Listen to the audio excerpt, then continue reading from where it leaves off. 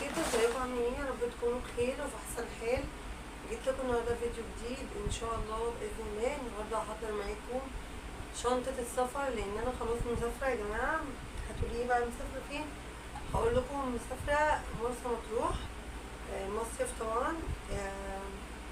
الحقيقه بصراحه انا يعني الموضوع ده جه في وقت غير لائق بالمره، لان انا للاسف حصل لي حاله وفاه.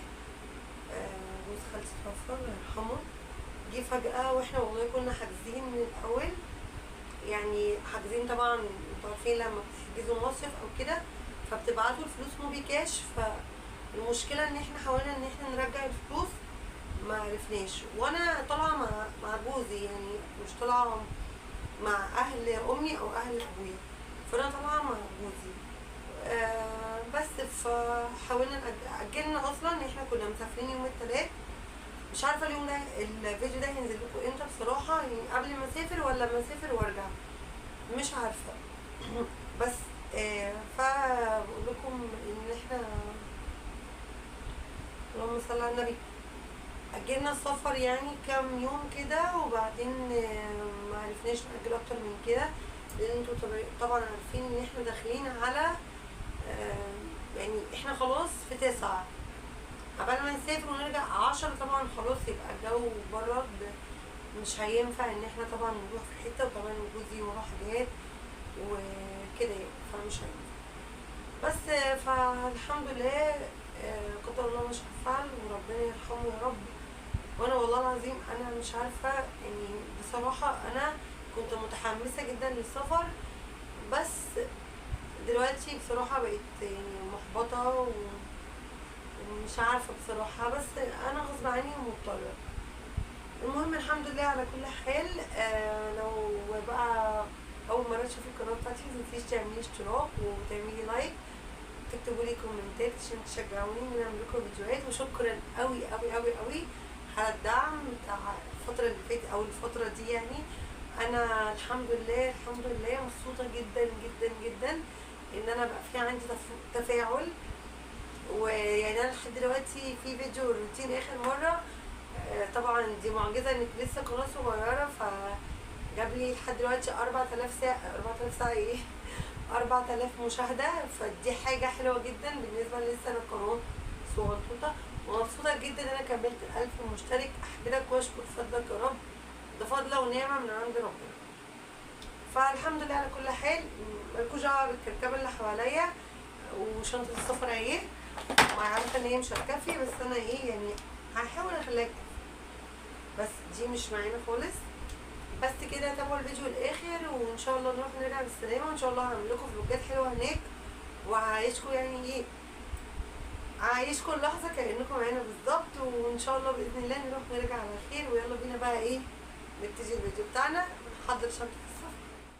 اول حاجه بقى كده نسمي الله ونشوف احنا هناخد ايه معانا واحنا مسافرين. مش عارفه احط الهدوم الاول ولا احط الحاجه اللي هي الفوط والكلام ده الاول، بس انا هحط الهدوم الاول، لاني لو الشنطه دي ما كفتش احط فيها اللبس، هحط هنا الشنطه دي برضه بتاعت السفر. الشنطه دي حلوه جدا، دي بتاعت جوزي لما كان في الجيش، يعني محمله قوي حلوه جدا الشنطه دي. فهحاول ان انا احط فيها يعني لو ما كفتش دي، لان انا بصراحه مش عايزه اخد شنط كتير، ولسه كمان جوزي هيحضر شنطته ومش عايزه انا احضرها له، قال لي انا هحضرها هو كده هو الموجود.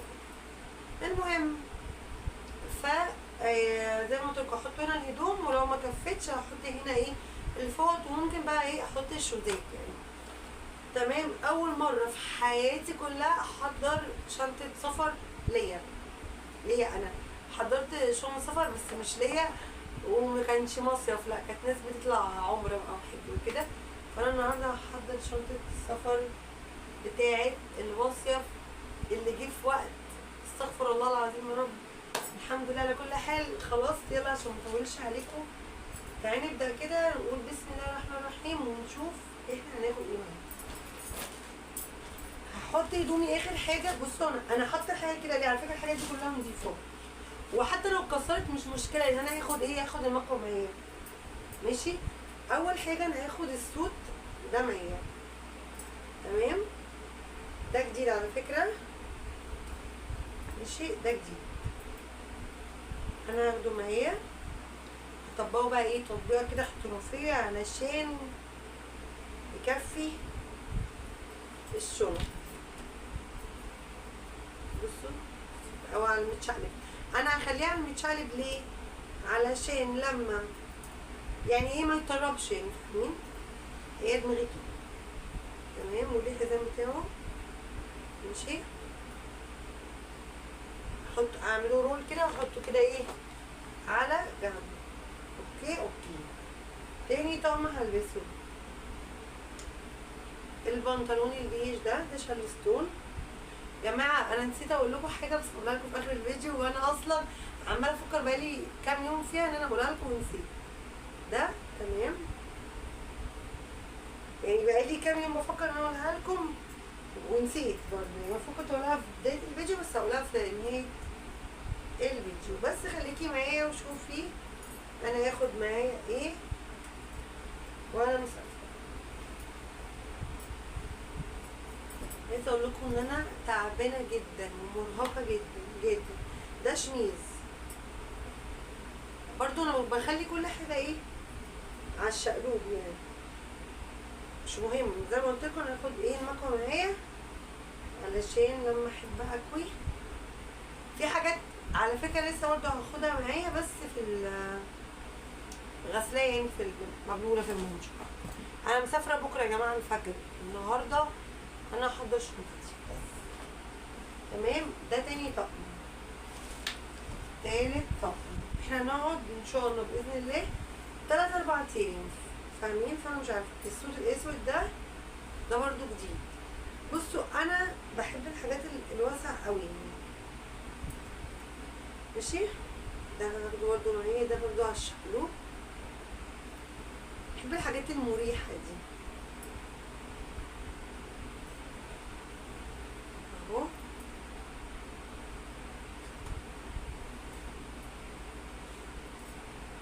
رول برضو عشان بس ايه الشنطه تكفي. انا نسيت حاجه دي. بصوا السوسته كده بتتفتح، هحاول ازقر تحت كده فاهمين.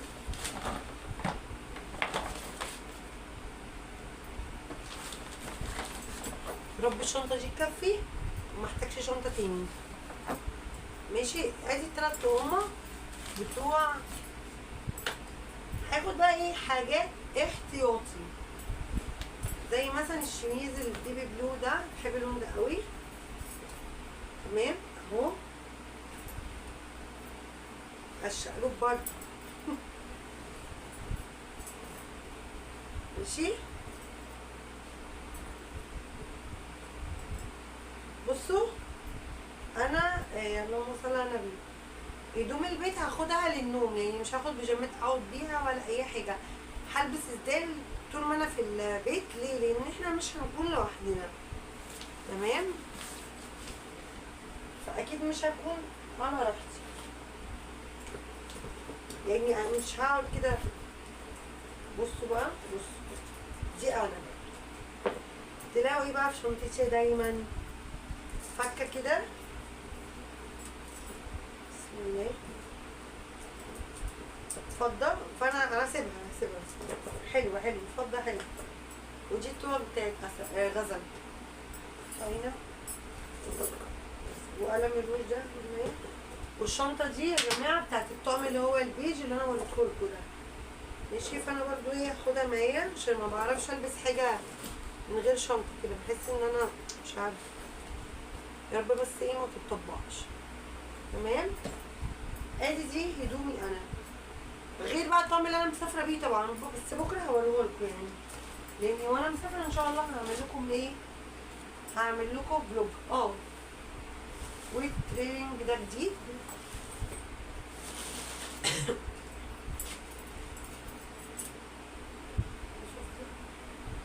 بالشقلوب عشان انا كنت بقيسه. ده خروج طبعا، عايزه اقول لكم خفيف وحلو ومريح. بصوا اهو، مش اوفر سايز، قصدي مش اوفر سايز، لا هو وان سايز لكن مش اوفر سايز اللي هو بيبقوا واسعين. بس حلو يعني، مش اللي هو مسك على الجسم تمام. ده بقى الوحيد اللي مش هخليه بالشقلب عشان مش حاسه بالشقلب.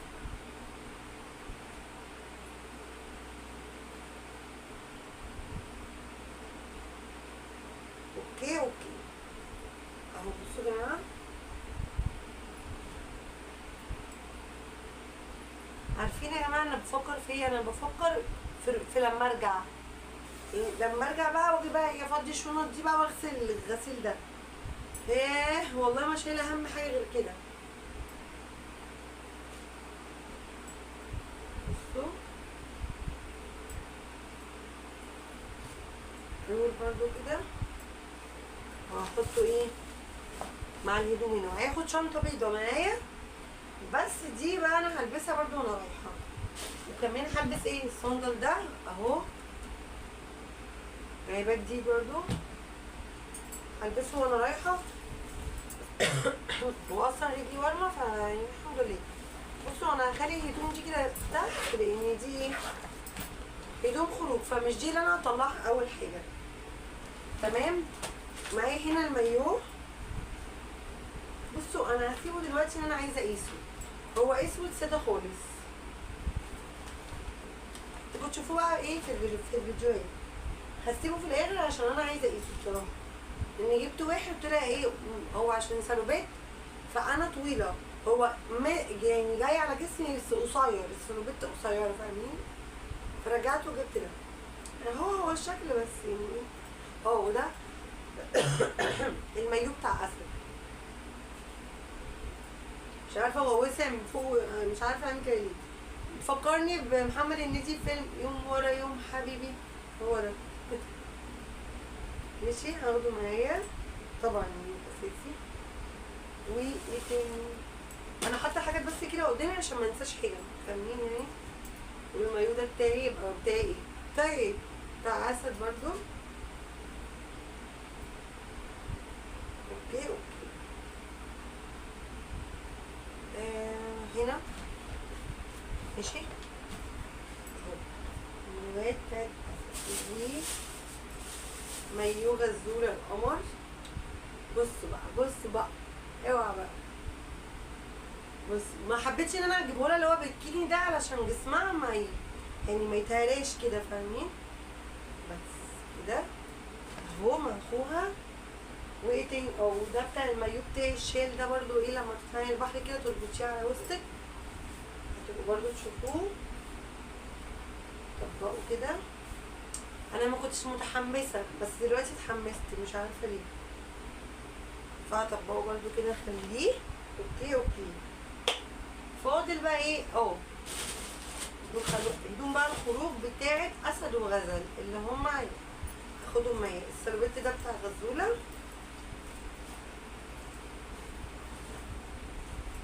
هاخده لها معايا اهو عشان خروج بالليل بقى وكده فاهمين. احنا ان شاء الله باذن الله يعني احنا هننزل من البيت بالمايوهات عادي. احنا مسافرين بالعربيه بتاعتنا مش سوبر جيت ولا حاجه. ف يعني ايه ان شاء الله باذن الله الشقه هتبقى في وش البحر على طول ان شاء الله. يعني هو ده اللي احنا رايحينه. تمام. السرابيت بتاع الغدا والطعم ده كمان. الشورت ده مش عارفه حاسه ان هو كبير عليها مش عارفه ليه بس يلا هاخده من ايه ده. بصوا الزرار اتفك. لا ده خليه هنا بقى عشان نشوفه صوته. المهم البودي ده غزل ومش الشورت الجينز ده.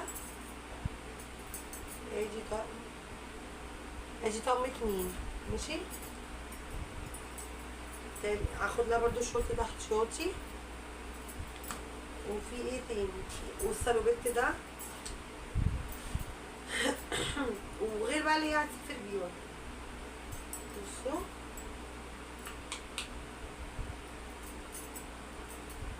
اهو.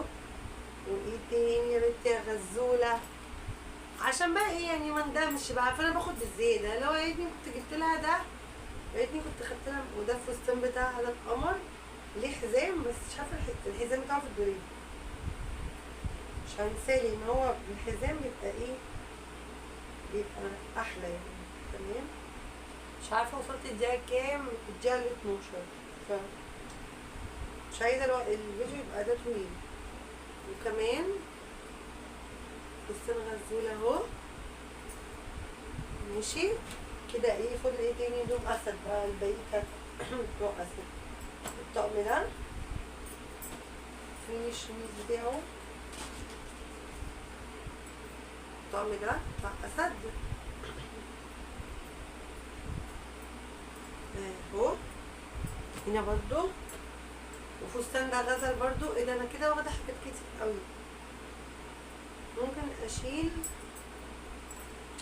يعني، مثلا اشيل الشورت ده. تمام. وهسيب لها ادي 3 طقم بتوع ال3 ايام، غير اللي هي مسافره بيه او 4 ايام مش عارفه. وده اسد باشا الطقم ده.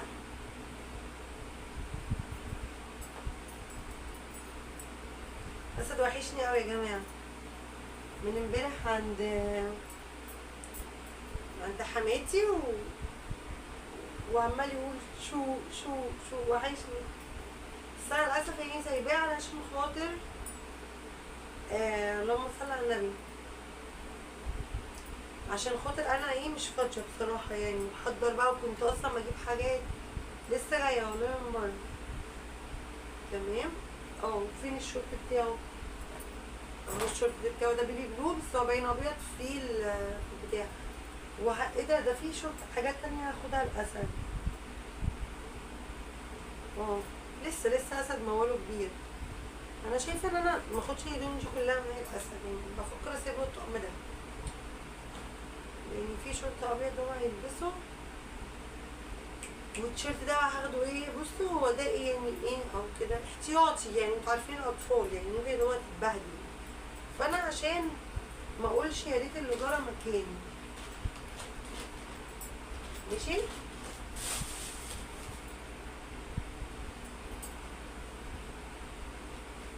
فين الشروط؟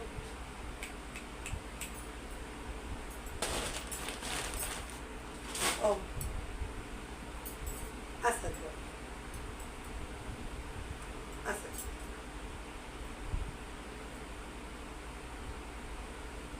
دول الطقم ده اهو. دول بقى ايه بتوع البحر بقى وكده اهو. ده بتوع الصبح. وبرده البادي ده وعليه ايه حاجه كانت لسه والله كان لسه تقيل اهو. الشورت ده بصوا الصياعه اللي هو فيها، صياعه وروشنه بقى. اوكي. فاضل ايه تاني؟ الطقم ده اللي هو ابوه جايبه له محسنه هو 3 سنين، بس هو عايز ياخده له فايه يريح الزبون يعني.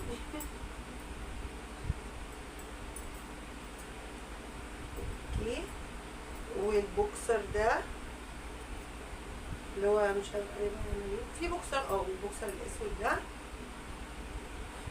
بتاع اسد وهو صغنن كان بيبقى لابسه كده متختخ وجميل. ماشي. ادي ايه كده برضو ايه اسد. بيجامة غزولة القمر. في حاجات تانية يا جماعة هاخدها معايا الغزل اللي زي بيتي يعني. ماشي اهي برضو. وايه تاني؟ اللهم صل وسلم وبارك على سيدنا محمد. شورتات لغزل، والطايه دي كانت غزوله ونسيت اضيقها لها. ماشي. الشورت ده لغزل عشان بس ايه لو البامبر صار او حاجه. ماشي. حزام اسد، وفي واحد ابيض هاخده له برده اهو. تمام. مش عارفه، انا حاسه ان انا مهاجره. والشبشب ده بتاع السليبر ده بتاع الورق السود. ماشي. اسد ابو مدلع. خلاص كده. والكيل ده هسيبه كده. هقفل. بصوا بقى تعالوا كده. هقفل بقى ايه السوسته دي كده على حاجه ورب تتقفل. ماشي. ايه ده السوسته مقطوعه ولا ايه؟ مقطوعة ماشي، ما علينا، نخلي الشبشب ده على جنب.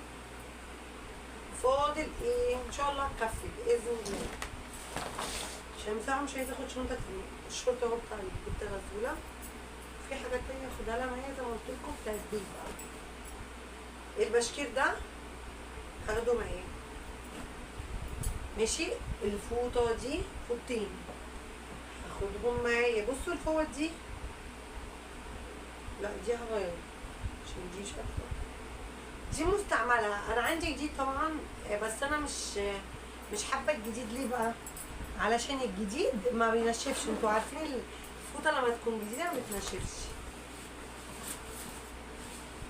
ماشي. فانا هحطها كده اهو ماشي. قول كده. وده البشكير بتاع الورقة السوداء اهو. كل حاجة بتاعت الورقة السوداء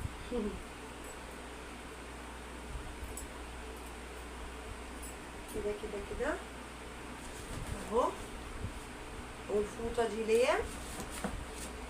شوف بقى عماد لو عايز فوطة، ودي طبعا ملاية عشان السرير هناك ماشي، لاني مش بقى طبعا مستحيل انام على سرير على فرشة حاجة مش بتاعتي.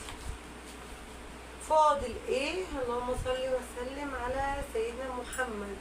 انا هضطر اخد شنطة تانية، بس دي هحط فيها اللبس البيتي، احط فيها الميك اب الحاجات دي كده يعني. نيجي بقى ايه للحاجات. ده سبراي الجسم اهو، ريحته حلوة قوي. شامبو ده طلع بره عشان هاخد شاور بيه، لان الشامبو ده طبي.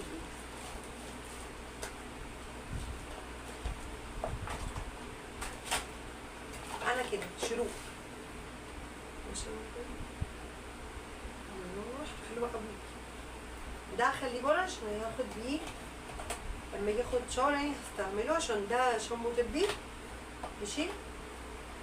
فهخليه على جنب. جيل الزوجي هاخده المشط.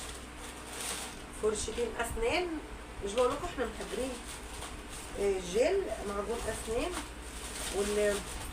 واللي هو السبراي ده. وايه تاني ايه ده؟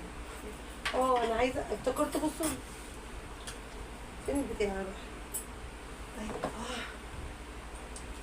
دي اللي هو بتاع المزيل العرق ده. فانا كل دي الحاجات دي احطها هنا. فاضل ايه تاني؟ الشامبو بس اللي هحطه. هقفل الشنطه دي كده والكريم ده عشان ده اسد وغزل ماشي. قفلت كده الشنطه بتاعتي. فاضل المايو هحطه، والحاجات التانية بقى احطها في الشنطه التانية للاسف. بس دي بقى ايه، انا غبيه كده، ماشي. فهعمل كده ماشي. ده التربون ده هلبسه بكره، وده ايه هلبسه على المايو كده يعني، غير بقى الطرحه اللي هاخدها ماشي. هاخد طرحتين معايا تانيين، خليهم بقى في الكيسه كده زي ما هو. لا دي هطلعها، دي خليها عشان هلبسها وانا ماشي ماشي يا جماعه. فاضل ايه تاني؟ ماشي. والحزام طبعا فاضل لي حاجات تانية بس انا مش فاكره هي هحاول افتكرها. بس يعني دي ايه اللي افتكرته حطيته معاكم. المهم انا خدت الحاجات المهمه، فاهمين؟ كانوا فاهمين.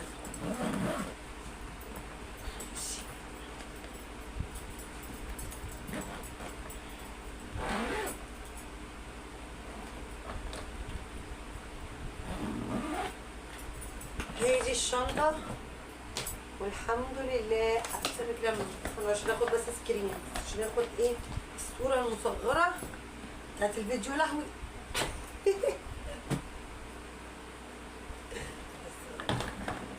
بس كده. والله العظيم قلبي وجعني. تعالوا بعد لكم التليفون عشان بصوا بقى اللي كنت عايزه اقوله لكم في بدايه الفيديو. اللهم صل على النبي. بصوا يا جماعه، انا الحمد لله الحمد لله رب العالمين. ربنا رزقني بطفل جديد جاي ان شاء الله، بيبي جديد بقى للعيله ان شاء الله. فانا دلوقتي يعني انا عرفت البيبي ايه. بس ان شاء الله مش هقول دلوقتي غير لما اتاكد، يعني خلاص يعني الاوكي. هي الدكتوره اكدت لي، بس برضو انا مش هقول لكم غير لما اتاكد بالظبط. تمام تمام. الحمد لله ربنا يرزق كل مشتاق يا رب، اللهم امين الذريه الصالحه، ويديكوا خير الدنيا وزياده ان شاء الله. وكل اللي بيتمنى حاجه ان شاء الله يلاقيها يعني وتبقى معايا. تمام. فانا منتظر بقى بيبي جديد ان شاء الله باذن الله. هينور حياتي اكتر ما هي منوره والله ويجنيني اكتر. فالحمد لله على كل حال. عايزه اقول لكم ايه بقى، اللهم صل على النبي. بصوا بالنسبه بقى ان انا رايحه مصيف وبحر وانا حامل، فالدكتوره انا سالتها وقالت لي المهم ما يكونش البحر في موج، وانا الحمد لله يعني يعتبر عديت مرحله الخطر. انا دلوقتي ان شاء الله ماشيه في الخامس باذن الله، ومش بخمس في وشكوا يعني، في ناس ممكن تفهم كده، لا بس هي دي الحقيقه، انا ماشيه في الخامس. اللهم صل على النبي. تقريبا باين في الفيديو اللي فات قوي ان انا حامل يعني.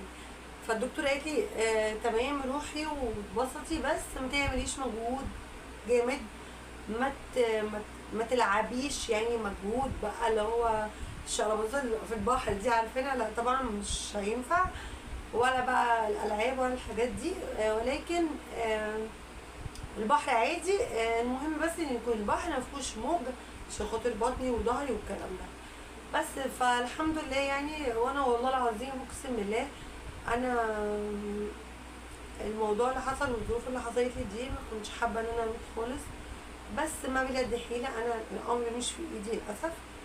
فقدر الله ما شاء فعل، وانا لله وانا اليه راجعون. وان شاء الله ربنا يجعله في مكان احسن من اللي احنا فيه يعني دلوقتي، اكيد طبعا يعني ان شاء الله ربنا يجعله مع الصالحين ان شاء الله باذن الله، وفي جنات الاعلى باذن الله.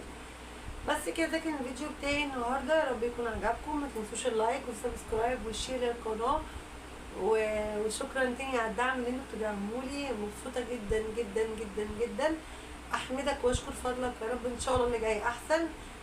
يعني انا بحمد ربنا انا حققت الشرط الاول للقناه، وان شاء الله هانت باذن الله يعني. اهو بعمل اقصى جهدي عشان احقق الشرط التاني، وانا مبسوطه قوي ان انا يعني عديت ال1000 كمان، انا داخله على 1500 مشترك، فدي حاجه بسطاني جدا وفي تفاعل، وانا بحمد ربنا وبشكر فضله. وبس كده اشوفكم بقى ان شاء الله على خير في الفيديوهات الجايه.